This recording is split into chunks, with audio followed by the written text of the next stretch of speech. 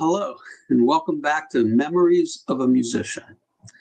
And this evening we have a great show for you. I'm very excited to introduce you to my guest today is a gentleman by the name of Jerry Tachoir. He's a world-renowned jazz artist on the instrument of the vibraphone, vibes in short. Believe it or not, I knew Jerry when he was a young boy. He was about 4 years younger than myself, and we graduated from the same high school. We actually met when he was young and he was playing the drums. I'm going to let him tell you the story of how we met when he comes on to the show. So the first thing I'm going to do is, because Jerry, his main instrument is vibes. And of course, in that world where you have keyboard percussion, you have the vibraphone, you have marimbas, and you have the xylophone. Of course, you do have bells as well, known as Glock. But I'm going to show you a picture so you see these. This is, and this is the company Jerry represents as Bergeron. And this is a French company. This is your vibraphone, and if you notice, one of the difference you'll see between this and the other two instruments I'm going to show you, this one has a pedal, and it's a damper pedal, much like you have a damper pedal on the piano, which sustains the sound of the note. And that's what the damper pedal on the piano does, and it's the same on this instrument. It sustains the sound. Vibraphone is one of the newer mallet percussion instruments. It was invented around 1929 by the Deegan Company. They called it the Vibra Harp. Then Musser, and Musser was another company like Bergeron, but Musser made all of these keyboard percussion instruments as well. Very well-known company. The Musser Company created their version, and to avoid copyright issues, they called it the vibraphone.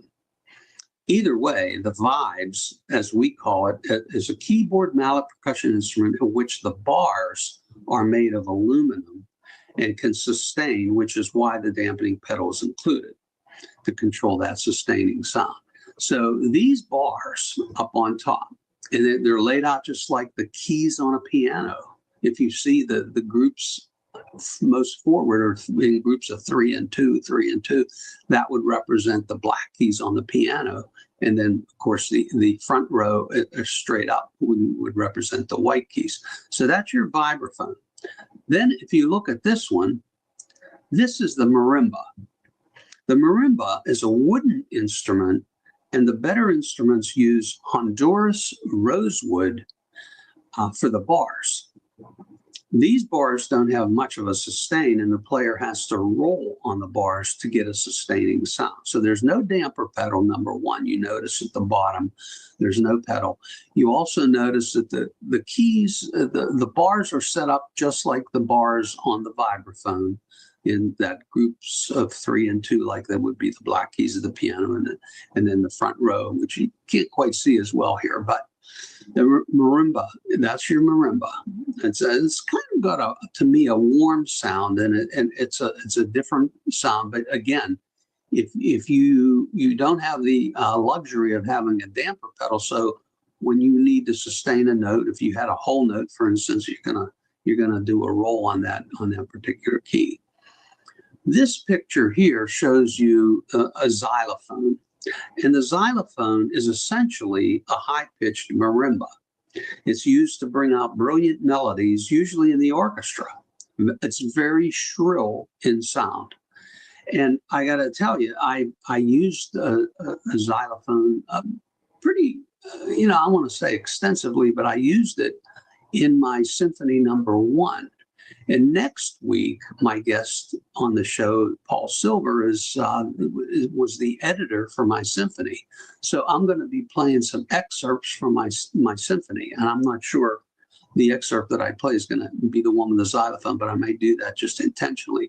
But I used it, for instance, with the woodwind section when they were playing a particular figure. And then I would have the xylophone playing the same figure with them. And it just gives it that little edge of that percussive edge to that figure, to that passage. And so it's a kind of an interesting instrument. So I'm going to play a little montage that I made up of Jerry's music. And interestingly, his wife, I believe her name is Marlene is a composer, a very award-winning composer, and she writes most of the music that Jerry plays. And you'll see that as I listed the musicians for each song that's being played. And you're going to see some pictures. You're going to see some interesting pictures of Jerry when he was young, and also as he went through his career. So let's watch this together here.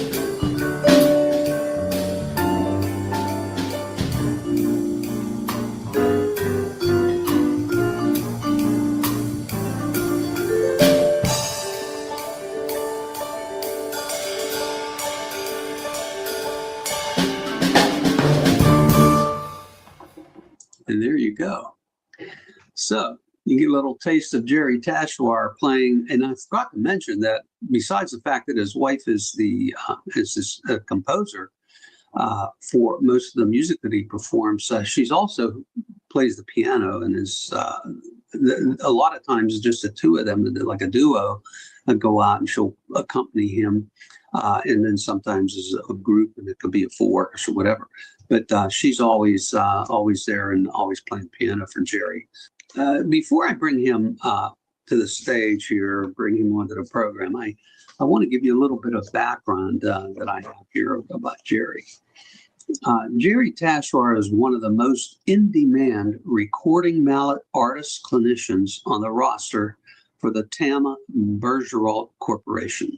Jerry currently has 12 solo recordings available and has performed on countless others. Jerry is the author of A Contemporary Mallet Method, required study at several major universities. The Jerry Tachoir Group has performed at most of the major concert halls and jazz festivals throughout the U.S., Canada, and Europe. As a clinician, Jerry's most requested topics are his mallet expertise and advanced harmony and improvisational skills, which have taken him to universities across the globe. Jerry was the first to graduate from Berklee College of Music with an applied degree in mallet percussion, having studied with Gary Burton. Mr. Tachoir was a faculty member at Berklee for 2 years prior to moving to New York. He then moved to Nashville in 1979 and taught at Belmont for 2 years, and his vibraphone and marimba skills are in high demand in the recording studios of Music City. Jerry was the first to release 2 instructional vibraphone videos for the Master Study series. Jerry endorses Bergeralt mallet instruments, innovative percussion mallets, Audio Technica mics, K&K pickups and PV electronics, and Pearl Mallet Station.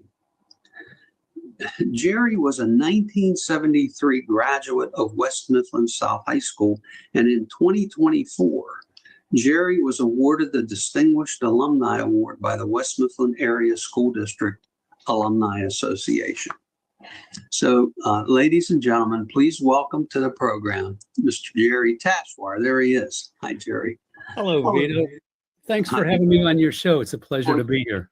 Thank you. You're quite welcome. It's an honor to have you, and it's good to see you after so many years. I remember those 2 pictures, the one with you behind the drum set, and the one with standing there in front of the vibes. Geez, I mean, that's how I remembered you. And then I kind of lost track, but then I knew just from, I guess I'd seen articles and different things and heard things, that you were had made your living performing and playing vibes and things, and everything just mushroomed from there. And of course, I never really got to chat with you until we got together to do this show and to be a guest on this program. So it's been great connecting with you. Why don't you, before I even we get into let me ask you a question. Why don't you you tie it in with the first question, which is, of course, what instrument did you start on in music, and what was your inspiration? What got you started into playing music?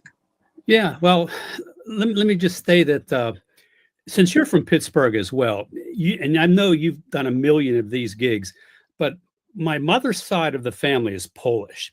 And a Polish wedding is a 3-day event. Starts on Friday with the rehearsal dinner and the drinking and the eating, and then the wedding, and then the reception and the eating and drinking. Everybody brings food, even though it's catered. They bring, and it's food for days.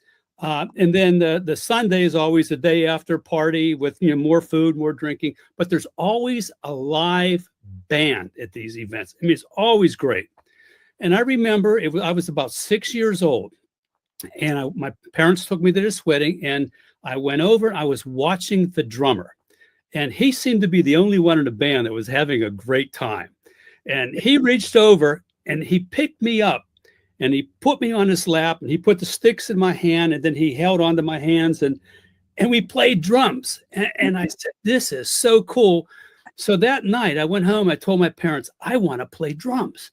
And they said, absolutely. So they sought out the best teacher in the area. His name was Eugene Babe Fabrizi in Wilkinsburg, Pennsylvania. Every Saturday, my mother got out of work. She was a teller in a bank. She got out at noon, a half a day on Saturday. We'd hop in the car. We'd do the 1 hour drive to Wilkinsburg, Pennsylvania. I'd take my lesson with Babe. We did that every week for quite a long time. And I got really good really fast because I had some kind of innate ability to read music. It was just easy for me. I could see rhythms and I played them. And Babe's concept was, you're not just going to be a drummer, you're going to be a percussionist, which meant timpani, hand drumming, everything. But when I got into the mallet aspect of it, I realized, wow, I could take what I know from the rhythms of the drums and play it on a melodic instrument and also play chords and things like that. I was sold. That's where I really put my emphasis. I wanted to be a mallet player, and that's kind of how I got started. That's awesome. Yeah. And I do remember Babe Fabrizi. There were some other students that I had through the years that studied with him.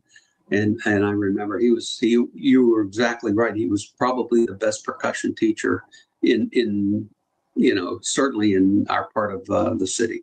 Yeah. Yeah. So, and then, when you were young, you put a band together, and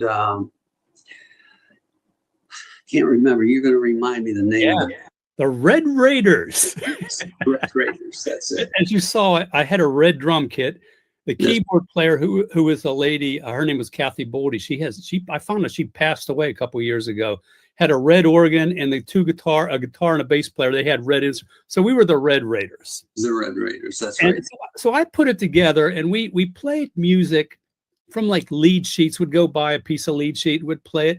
At that time, I wasn't really harmonically skilled, and I was a drummer. And so we just kind of read parts down.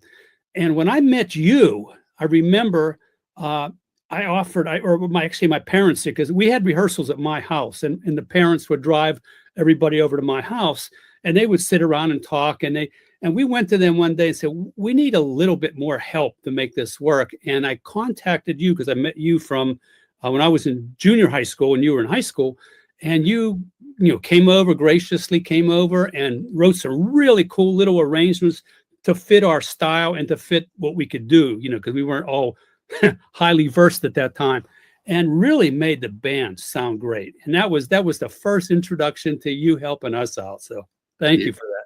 Oh, yeah, sure. That was a long time ago. Yes, it was. Well,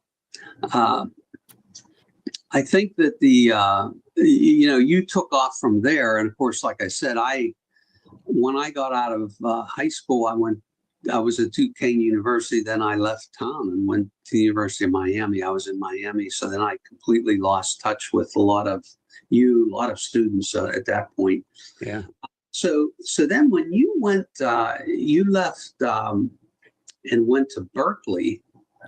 Tell us a little bit about your experience there and Gary Burton. I mean, I know the name very well. I know who he is and his level of, but maybe some of the audience don't know who Gary Burton is. Let me backtrack a little bit so we have like a chronological reference here.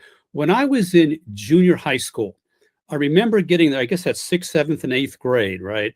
The band director, I can't remember his name, but he recognized that I had, since I was already studying with Babe, that I had a little bit more advantage over all the other kids that were in the junior high school band. So he sent my name over to Henry Sokolowski, who was the band director at the high school.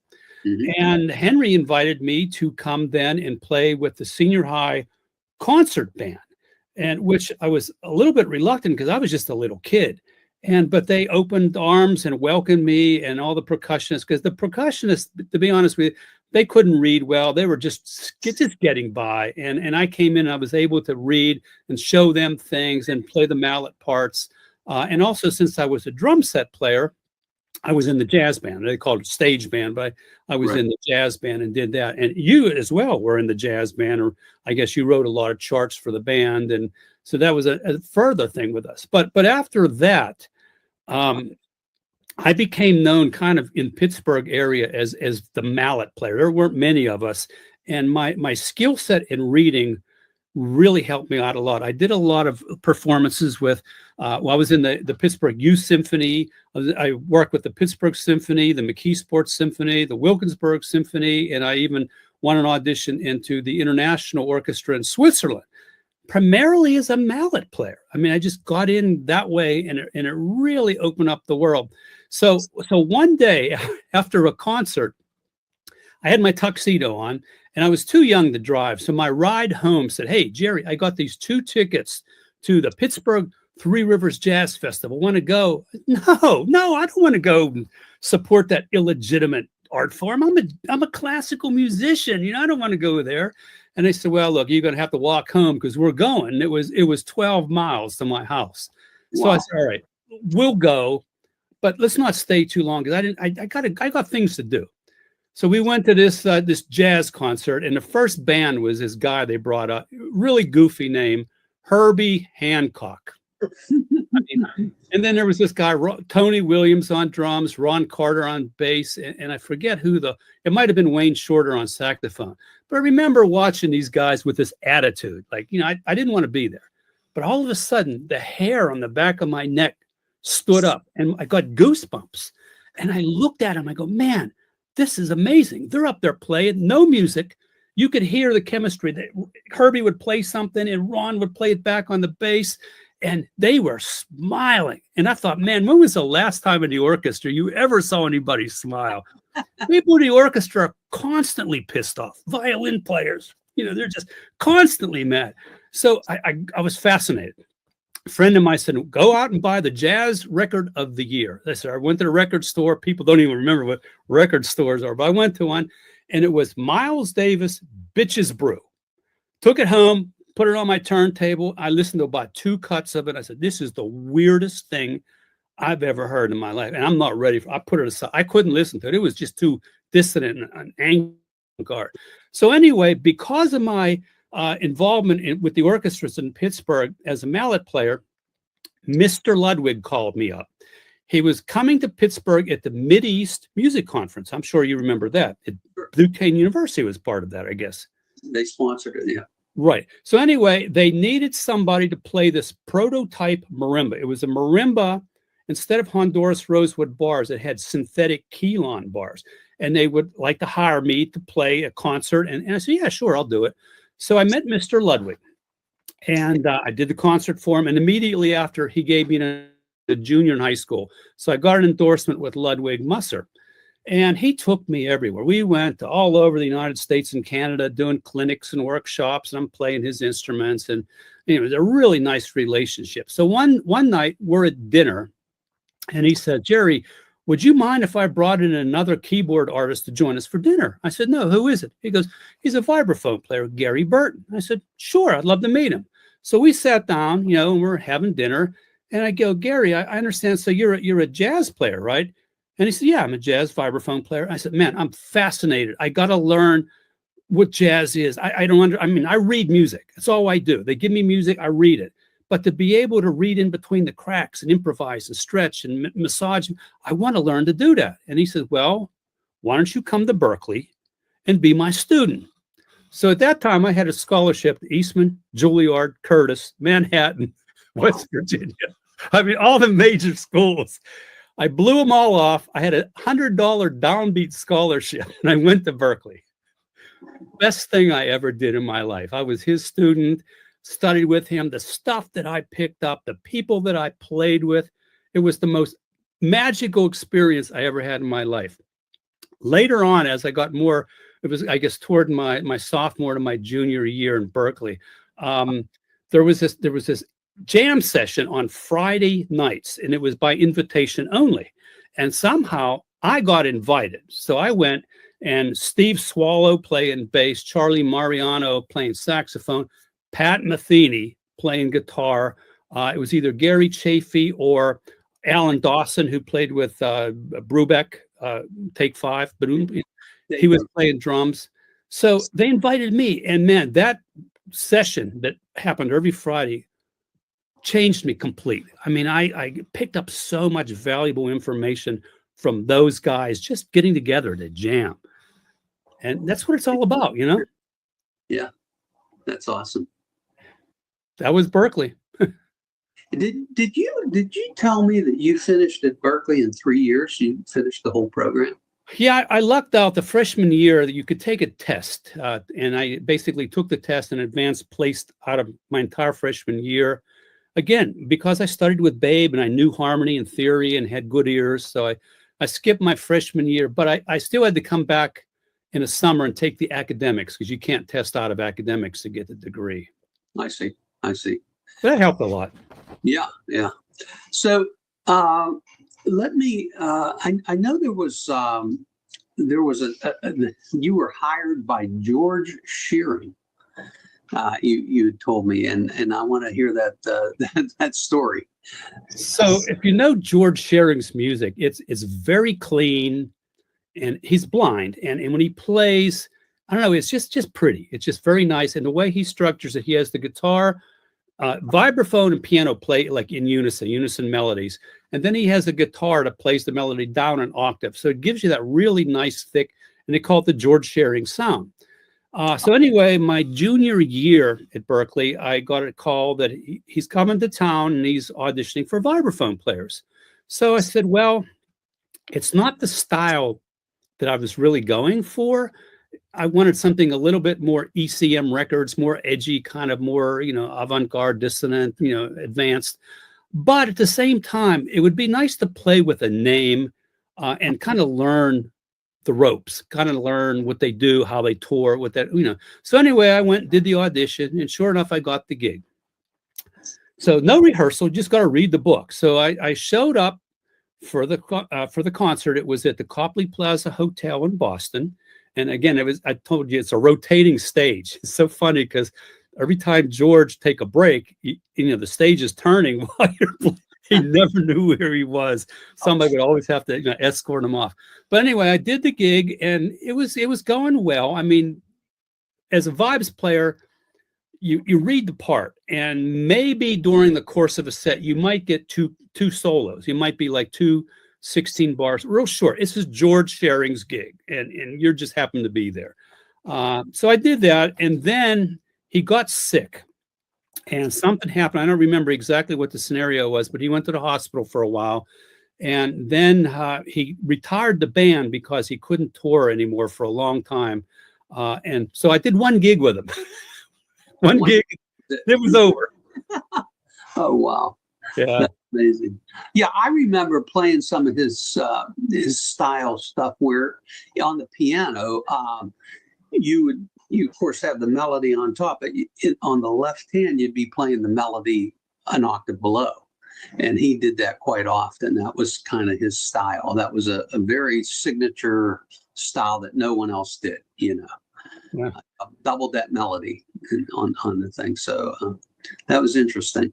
I remember walking down the street with George one day, and we were going, I don't know, to lunch or something, and he made this like noise. It's kind of like a cricket, like, and I finally said, what is that noise that you make? He said, sonar. He said he makes this noise and he can tell how close he is to like buildings and door by hearing the reverberation of that noise he makes. Yeah, that's the years, huh?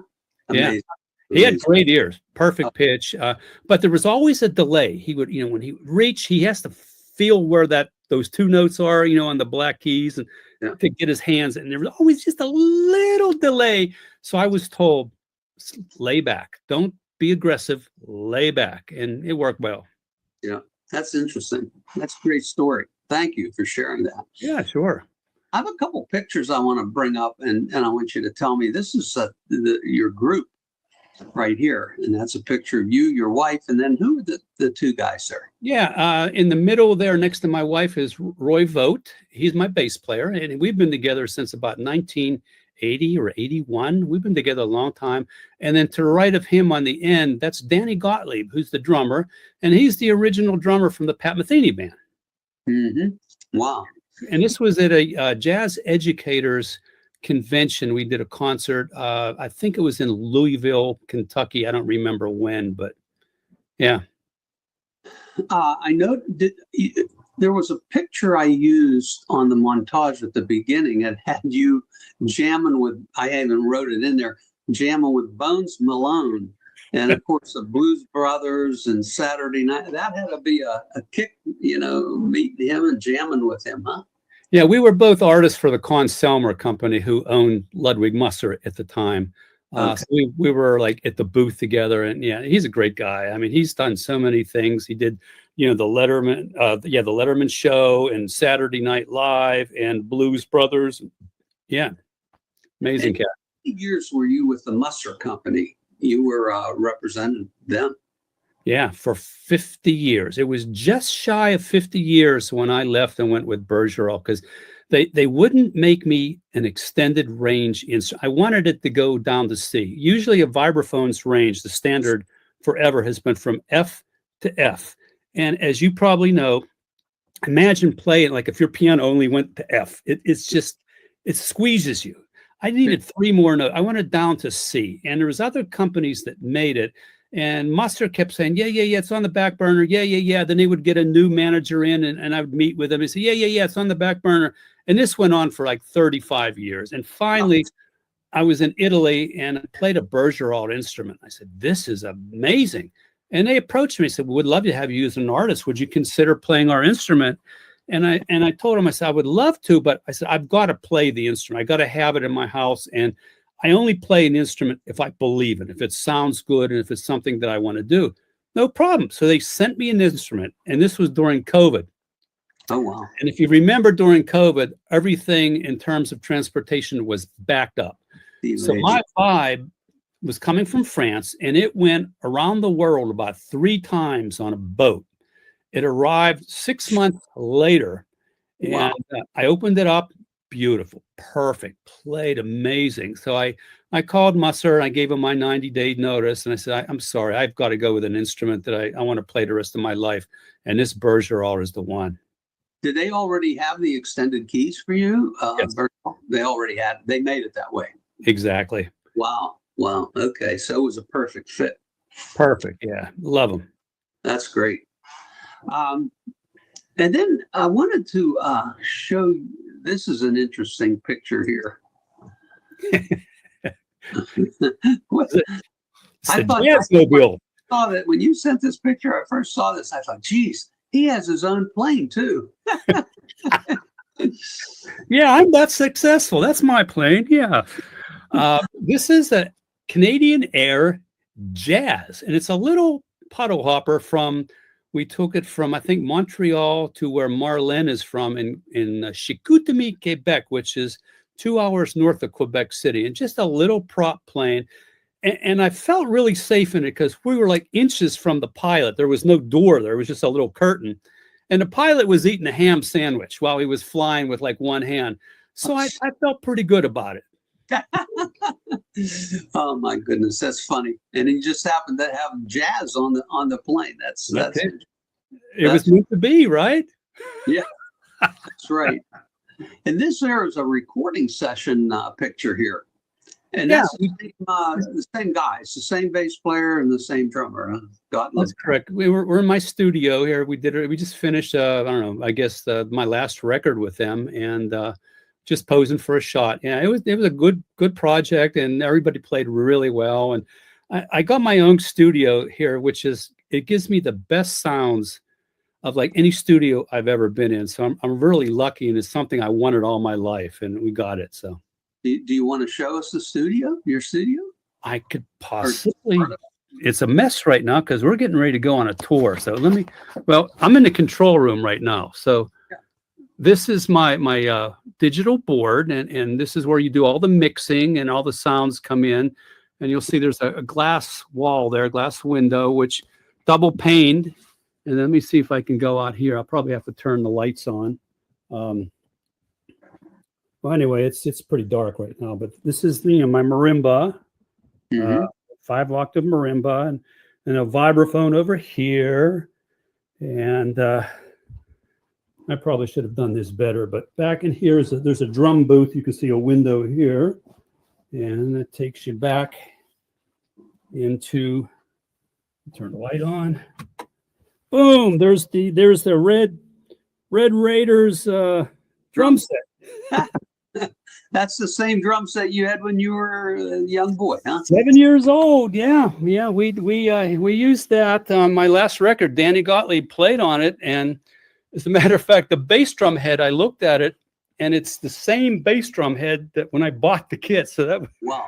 was a 60 something, and he goes, "It sounds great. Don't change it." He loved it. So. Wow, that's interesting. Thank you for the tour. That's great.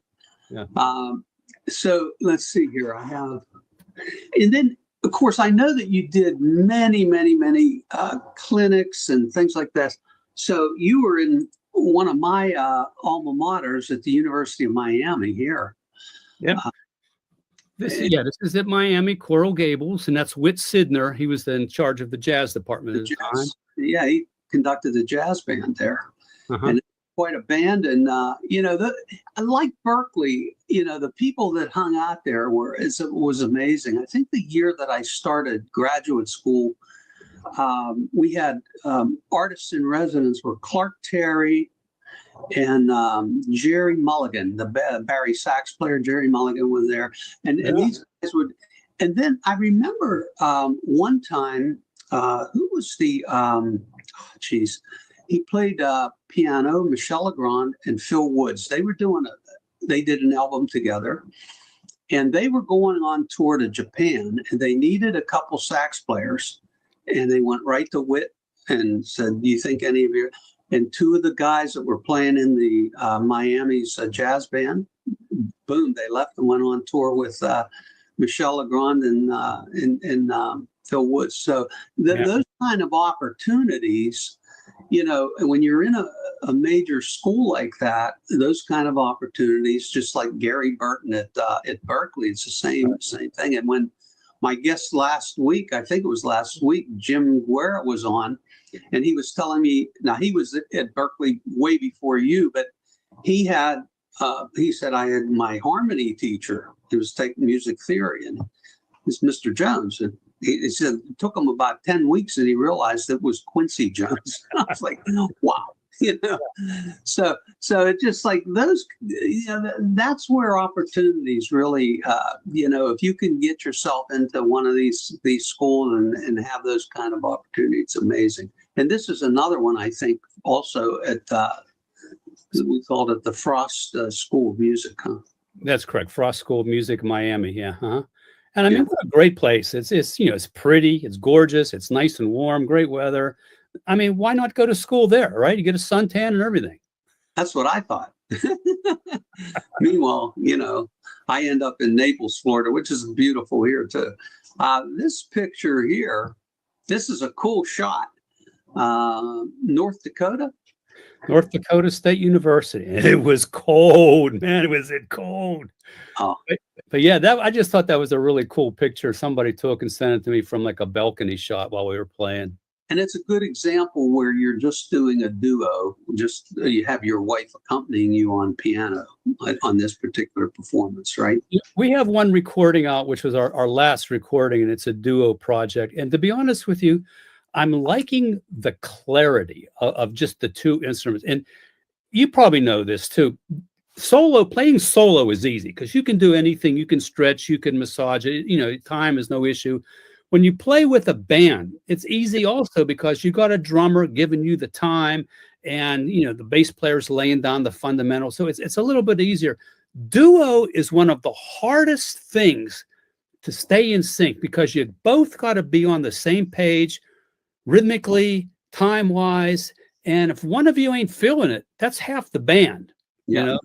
So it's really hard to play duo, but her and I, we connect. She's got beautiful, perfect pitch. She hears everything I do, and she wrote all the music, so she knows it all. And it's just fun to really hear with definition, the clarity of the two instruments and how sonically they come together. And it's a fun thing to do. Yeah, I'll bet. And I know what you mean, because I always said that the more musicians on stage, the easier it is to play. Right. It's just simple, because I mean, you got all kinds of things going on and all kind of, but when you're by yourself, you're doing a solo or a duo. And in my case, I had a trio for 26 years or so. And I mean, you have to, it's a lot more, you have to be a lot more focused, a lot more attentive to everything. Yeah. That's absolutely true. And I agree with you. Then we had, I want to tell you or have you tell the story about the Grammy nomination that you had, Canvas recording. Yeah.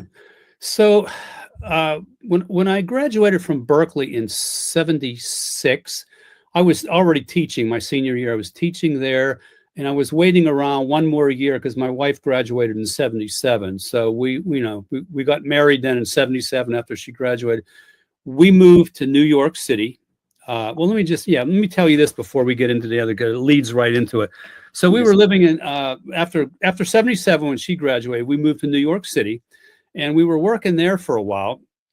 And there was a percussion chance that opened up on a musical that was supposed to eventually go to Broadway. And this paid big money. It was called Pennsylvania, USA. So I went and auditioned, and I got the gig. My gig was going to be to play like everything except drum set. I had timpani, I had xylophone, marimba, bells, vibes, chimes, cymbals, hand drums. And then they also hired me because they knew I could improvise. And there was a lot of sections where people were walking in and off, and they wanted me to just improvise things on the vibes. So I got the gig. The gig opened in Hershey, Pennsylvania. And we were there. Beautiful show. It was going wrong. I should have known something was wrong, because the guy who wrote the show, the producer, he died in the rehearsal of the show. Right. But I mean, they got another guy. It was pretty much 99% done. So the show went on. And we got there with the orchestra, and we did the show. And then 3 Mile Island happened. And we're right there. And this is where they were flying the pregnant mothers and stuff into Hershey from Harrisburg, Pennsylvania, which is right next to it, right across the river. So we were there. People were starting to panic. They was like, oh my God, this is going to be a nuclear meltdown. We're all going to die. And Walter Cronkite came on the news, and he said, no, let me tell you what this is. We didn't know what a nuclear meltdown was. We were outside playing Frisbee because it was the nicest day of the spring. And he said, stay in your house. Don't go outside. Wear a mask. Start taking iodine pills. And we're like, what do you mean? What is this? And so anyway, the show got a little sketchy because people were bailing on it, and some of the actors freaked out, and they moved back to New York. So the show closed. The people who wrote the show were from Nashville. And they said, Jerry, you got to come to Nashville. We could use a guy who can play percussion like you and can read all this mallet stuff. Come to Nashville. So we said, well, okay. We gave up our apartment in New York. So we moved to Nashville in 1979. It's been great. I mean, we came here. The first thing we got the first week, we got a gig from the brand new hotel that opened up called the Radisson Plaza Hotel. They booked my quartet 5 nights a week in this beautiful lounge, and it packed out every night. It was just people waiting out the hallway to come in. Just a great, so I met all the musicians. I met everybody who was the mover and shaker in Nashville and did all the session work, and all the great players. And then a new food and beverage director came in. This is after like a year of being there. And he was an Indian guy. He come in, he goes, man, he said, this is Nashville. He says, we can't have a jazz band in here playing. He says, we need a country band. So basically we were terminated. They brought in the hay bales, beautiful rooms, silver, black, modern. They brought in the hay bales, and they hired a hootenanny band, and it bombed, totally bombed.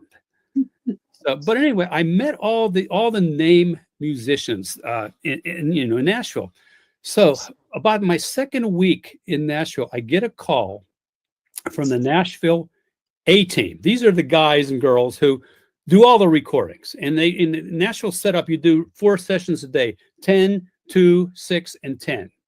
and you can make a ton of money just going around from studio to studio doing session work.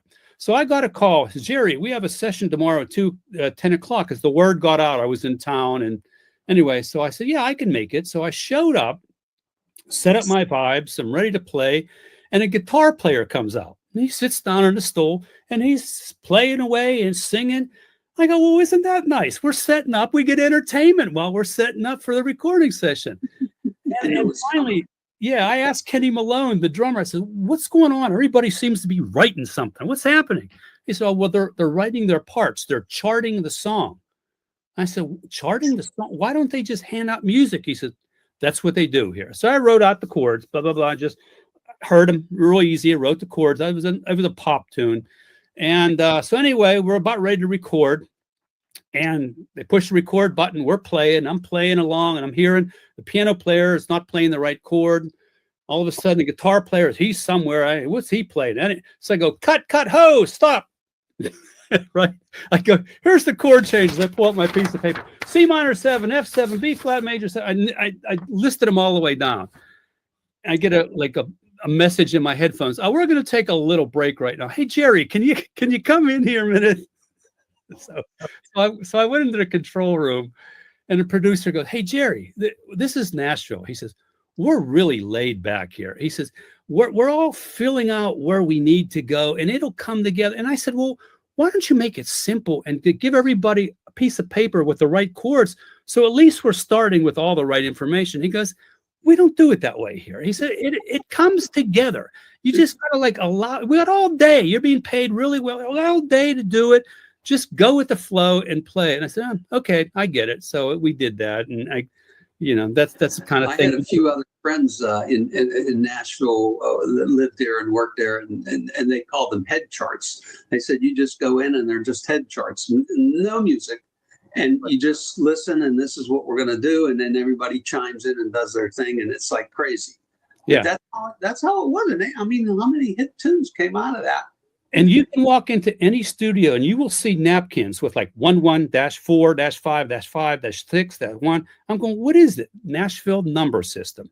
Mm-hmm. And it works really well for simple music that if you want to play it in F, well, one chord in F is an F. If you want to play it in B flat, one chord's B flat. So it's real easy to jump around, but it gets more involved than simple diatonic harmony. It gets really strange. So yeah. I told you one time somebody gave me a chart, and this is my first time reading a Nashville number chart. And so I saw it said 7 flat 9. Okay, so in a key of C, the 7th degree is a B natural. So I'm playing a B7 flat 9. And when it came up, man, I hit it with conviction and played it. And no, what they wanted was a 7 flat, which means a B flat major 9. Those two are really close. Yeah. I mean, they are close together, but they clash. Yeah. So you'll learn the routine pretty quick, Funny. But so anyway, so we recorded my band then shortly after that, which was my Canvas record. And it got submitted for Grammys. I was like best instrumental soloist, best composition. There was a line, best album artwork. There was about 5 Grammy nominations on this one project. And at that time, the jazz part of the Grammys was voted on by a committee. And the committee actually sat down and listened to all the records that were up for a nomination. And then they determined who would win.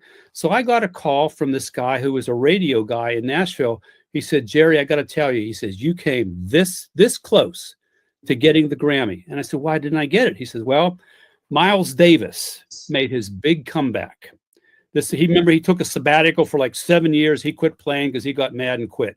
Well, he came back and he put out a record called Man with the Horn, and it really wasn't a great record, but they felt they had to give it to him because it's Miles Davis's big comeback. And he said, I came that close. So that was my Grammy thing. If you gotta lose, that's a good person to lose to right there. Yeah, exactly. He was another legend there, That's awesome.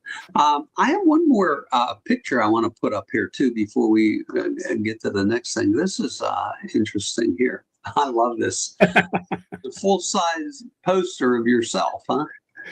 Yeah, so this is at the Percussive Arts Society International Convention, and so I was doing a performance or something there, and they wanted me to come to their booth where they have all the instruments displayed. And I walked in, and there's this, 8-foot tall, 10-foot tall statue. I mean, it's kind of embarrassing, but there it was, That's great. I think that's awesome.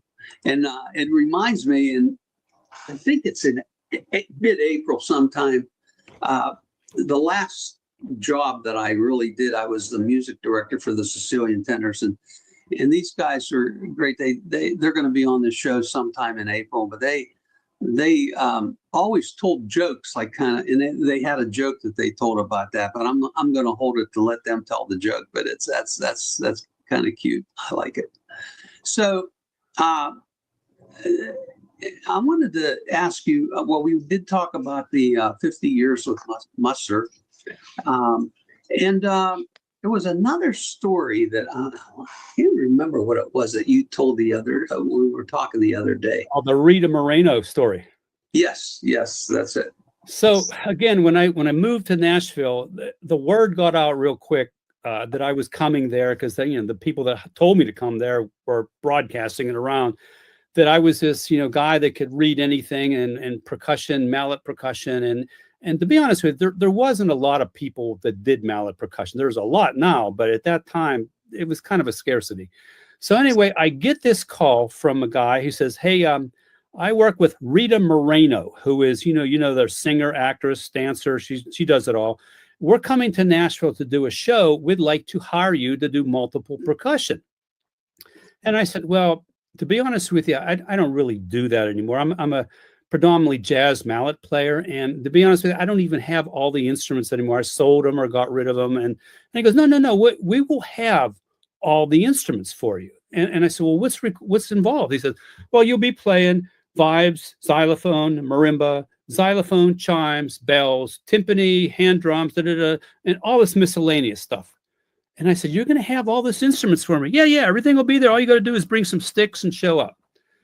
So I get there, 2:00 rehearsal, and then the show was going to be at 8:00. Well, 2:00, the director comes out and he says, "Unfortunately, the music was left at the last gig, but it's being airshipped in. Everybody be patient. As soon as it gets here, we'll go ahead and we'll do a real quick run through and we'll do the show." Well, the thing with multiple percussion is you've got to see the music so you can organize all these instruments, so you can grab a xylophone, grab a chime, grab a bell, grab a snare drum, whatever you need to grab. It's got to be thought out, right? And so I haven't seen the music yet. So I kind of set up all the instruments in a generic thing, just kind of like where I knew where everything was. 8:05, the music shows up. The show is at 8:00. 8:05, he said, "Everybody grab their instruments, go in this other room. We're going to run through some things." I said, "Grab my instruments. I got a trailer truckload of it." "What do you mean?" And he goes, "Oh, by the way, Jerry, leave your stuff here. Sit next to Rita. She takes all her cues from you." So I'm going, oh my God, now I'm starting to sweat. Now, okay, I haven't even seen the music yet. I had 3 books, one for the timpani, one for the mallets, and one for miscellaneous stuff. And you have to keep them all in sync. If you turn a page on one, you got to turn them on the other too. So anyway, I'm sitting next to Rita. And by the way, she's a beautiful lady. So that was the distraction, just sitting next to her. And she's telling, "Oh yeah, Jerry, give me a B flat bell note here. That's how I'll hear my pitch. And then over here, do me a nice little C major arpeggio on the vibes." And I'm writing all this down. I'm like freaking out. I haven't even set up my instruments yet. Show is supposed to start. So we go out, and I juggle a few things around because I knew, where the problems were going to be. And I'm doing the show, and I'm sweating. I'm tired. I'm like really stressed out. And I got through the show pretty well. Towards the end of the show, Rita turns around. And she goes, "And the gongs." And I went, "Gong. I didn't see a gong. Where's a gong?" I looked over, and there's a gong leaning against the far wall. And I said, "Oh my God." So I took a vibe mallet, and I flung it, and I sort of hit the gong, more like I hit the stand of the gong, and it went clankety clink clink and fell on the ground. And I mean, the orchestra knew what was happening. They knew what I was dealing with, and they bust out laughing. I mean, it was just a hilarious event. But I got through it, and I swore I'm never doing that kind of stuff again. It was too stressful. That's funny. Oh my goodness. Yeah. That's a great story. Well, I bet you have a lot of stories to tell like that, huh? You know, I used to do a lot of shows. I don't know if you remember Kennywood Park in West Mifflin. Sure. Okay, so they had a lagoon stage show, a little island where they had stay. And I was the guy, they hired me for like 2 summers. I did this gig. It was a lot of fun when I was in junior high school, playing for like the Three Stooges and Lassie and the guy who gets shot out of the cannon and all these like name artists that came in. And you do 2 shows a day. They're like 20-minute shows. And I've got to play drums. And it was so cool to do stuff like hanging out with the Three Stooges. I mean, come on. That's so funny. Yeah, Kennywood, it's still there. It's still, big park. It's probably bigger than it was when we were young, That was a good gig, man. And the only thing was we had to like parade out from our dressing room, kind of like they play like some Sousa kind of stuff, and we'd come out and I had a snare drum strapped on. I would play, and then I would get to my kit and I would play the backup. And they always they brought music in and you just read it down, and it was always like pretty quick 2-beat, just fast stuff that they're always scurrying around. I remember the guy always getting shot out of the cannon. What did you play when that happened? Bang! Oh, that's funny. That's great. What a great experience. Now, how old were you when you were doing Kennywood? Oh, well, I think I was just driving at the time. So I was about 16. Yeah, that's what I was thinking. But these were older guys. I think most of them were like Duquesne. They either taught there or students, like the brass players and tuba players. And sure. I think it's still that way. There were some high school kids, but most of them were college students that were playing those things. Yeah. But I mean, it paid well. It paid union scale, and it was, it was just fun to do that, as opposed to, for a summer job, just something to do, Yeah. So you have a lot of albums. I think I said in your bio, you had 12 albums out of your own that are your own albums, not counting all the recordings you played on over the years. And the last one, you say that was just you and your wife, huh? Right. It's called Shades of Blue. Okay. And that's the 2 of us. Yeah, we just put that out. Actually, we put it out during COVID. And I was reluctant to release it because I said, nobody's going to buy it during COVID. I mean, we can't tour. And everybody said, oh, no, you got to put it out. People want music. People need music. So I did put it out, and it went nowhere. No. I couldn't promote it. I couldn't do anything with it. Timing is everything, isn't it? It really is. And then I have a double record out. It's on the B&W label it was the Best of Montreux 89 that somebody recorded us when we did our Montreux festival performance. And it was a double CD. So that came out. Yeah. That was a fun gig. I remember in 2001, I did an album called Con Amore. And this was the most money that I had ever spent on the production of this album. And then I got this friend of mine who was on the show a few weeks ago, Tom Causey, to come in and help me market the product. And so, well, we were playing the Italian festival in downtown Station Square in Pittsburgh, which was over Labor Day weekend. And so this is where we're releasing this album. So we go through, and release the album over that weekend. It was 4 days of performances. Our band was there 4 days, and we do this. And so whatever it was, the Labor Day was Monday, and then Tuesday, I think it was a Tuesday, September 11th, was 9/11 hit. And I'm thinking, how lucky is that for me? I released this album within a week, 9/11 happens. There's the last thing people were interested in is something like going out and buying an album or something, And again, same sort of situation, you know. Yeah, that was such a horrible time, that whole, well, 9/11 and COVID. Yeah. We were doing nothing. I mean, I know you were very creative and productive during that time, but I would come down in my beautiful studio and I thought, well, I could write and play and practice and do stuff and record. And I'd come down and I'd look at my calendar book and everything got canceled. I had an entire European tour, and in 2 days, everything vanished. And I was unemployed. I mean, I was retired. I had nothing. We all were. Yeah. And I came down to my studio and I would like 10 minutes and go, why? I have no reason to be here and do this. I didn't have the motivation. We did get a call from the Nashville Musicians Union, and they said, we'd like to have you. We did two of them. One was with the duo and one was with my band, but to do a performance in your studio, music performance trust fund, and they were going to stream it. And I said, yeah, okay. I mean, sure, that'd be fun. It paid, whatever. So we got together. My drummer was in the drum booth. My bass player had a mask on. He's sitting out here, and I was playing, and my wife was at her piano. And we had a guy in here doing the engineering, also the camera work and doing the mixing and stuff. And we did this live streaming thing, and it was just so creepy. I mean, you play, and then you finish the song, and it's nothing. crickets. No reaction there. Right. You got to have banter, and so we did two of those. And then one day we got a call from a college in Georgia. They said, Jerry, we'd like to have you come in and do a performance. I said, great. We booked it. We're all scheduled. We showed up. We get there. We walk into this beautiful theater.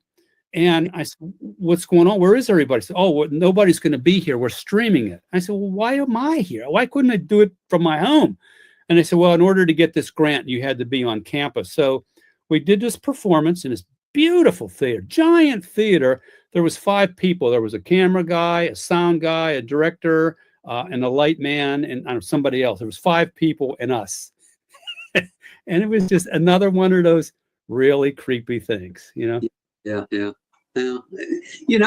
It's every one of us who's been a musician for a lot of years has had the good, the bad, and the ugly, right? It's all part of the game. I mean, it's all part of the journey. Yeah, So before I let you leave, I want you to, what is on your schedule coming up now? You said earlier that you were getting ready to go on tour. So what's coming up on your schedule in the next couple months? Well, this Sunday, we're leaving for Alabama. We're going to University of Alabama in Birmingham. We're doing a performance there. And then we got a couple other dates. And then we're taking a couple of days. We're going to Gulf Shores and just relax for a little bit.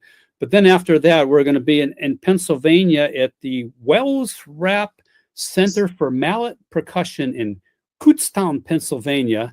It's a really cool building where somebody got the money and they built this concert hall / museum with mallet percussion. Just all kinds of marimbas and vibes and historic instruments, and so we're doing a thing there, and then we're going to be going to New York. I mean, we've got dates from now for the next several. I don't have my book here. I couldn't give you specifics, but it's good. That's awesome. I'm glad that, because after the COVID thing and we were all shut down, the entertainment industry was shut down. It's nice to see, some things coming back. And I know the same thing with the tenors. We were in Las Vegas when that hit, and we were supposed to do like 6 weeks at, I think it was the Tuscany. And we had done a few one-offs in Vegas, and we were waiting to do that. And here COVID hit, and just like everything else, every one of those theaters got shut down, and that was it. I mean, I had 3 months booked in Europe. I mean, every major city, lodging, transportation, everything was organized. I mean, this is down to the, getting on a bus, driving somewhere. Sure. And in 2 days, it all went away that fast. And that took a lot of work to get that all laid out like that, and to lose it that quick. Bad. I know. That's a shame. Well, Jerry, it's been wonderful to have you as a guest. Is there anything else that you want to add before we call it a day here? Is there anything that you want to, anything remarkable in your career that you've shared a lot of great stories, and I appreciate that. That's so nice. It's so Well, wonderful. just keep supporting music, and I thank you again for what you're doing. This is kind of nice to be able to reminisce and talk about what people do as musicians, and I'm sure it's well received. I watch it occasionally and when I can, and it's a nice thing you're doing. Thank you. Thank you. Well, and you're still working, but guys like me who are not, and there are a lot of guys that I know in my position, we're a little bit older than you. And what do we have? But we have all the memories and all the, that we did over the years and many years, and all the stories that came about. So I just thought it's an opportunity to bring other musicians on, let them tell their story, their journey. And, I just think it's a wonderful way to expose everyone, give everyone a chance to tell their story a little bit. And so I appreciate you, seeing that as well, Well, not relating too much to music, but I got to tell you a kind of funny story. And it was in a paper when we did the Elkhart Jazz Festival. They featured this story. But when I first moved to New York City, 1977, I remember going to this club called Sweet Basil's. It was a jazz club. And I met with the owner. And I said, look, I'd like to bring my band in here and do a play. And he looked at me and he goes, how old are you? And I'm 22. He goes, man, he says, come back when you got some scars, right? So I went home and I told my wife, I says, man, I'm looking in the mirror. And I did. I looked like 16. Just a young little baby face. And I said, I got to do something to get older. And she said, well, why don't you try growing a mustache? So I started the mustache. and I'm at the point now where I hate it. I want it to go. And she goes, no, you're known. This is like your trademark. All your stuff is got. And I said, I'm tired of it. I don't want to deal with it anymore. But I grew the mustache in 77 so that I could try to look older to get a gig. And you've had it ever since then? Ever since then. Wow, that's interesting. It's getting gray now, though. It was just the opposite. Like I could get served in a bar when I was 16 because I had to shave twice a day that time. Yeah, you Italian guys could grow hair just by thinking about it, right? Yeah, exactly. It's funny. Well, Jerry, once again, thank you so much, and it was wonderful to have you as guest on Memories of a Musician. Appreciate it, Vito. Thanks again. You take care. Okay. Yeah, you too, Jerry. Thank you. Take care. Well, thanks for joining in this evening. I want to just give you a real quick setup for next week. We're going to have Paul Silver is going to be our guest. And Paul Silver was a violist with the Pittsburgh Symphony Orchestra for, I think, almost 40 years, 38 years, something like that. Anyways, Paul is retired now, and I happen to know Paul, and I asked him if he would be willing to be the editor for my Symphony No. 1, which I wrote during the COVID period. And he said he was happy to do that. So he's going to be my guest. So we're going to hear some from a classical musician this week and last week, and jazz musicians. Next week's going to be classical musicians. So we're looking forward to that next Wednesday. And so everybody have a great week, and we'll look forward to seeing you next week.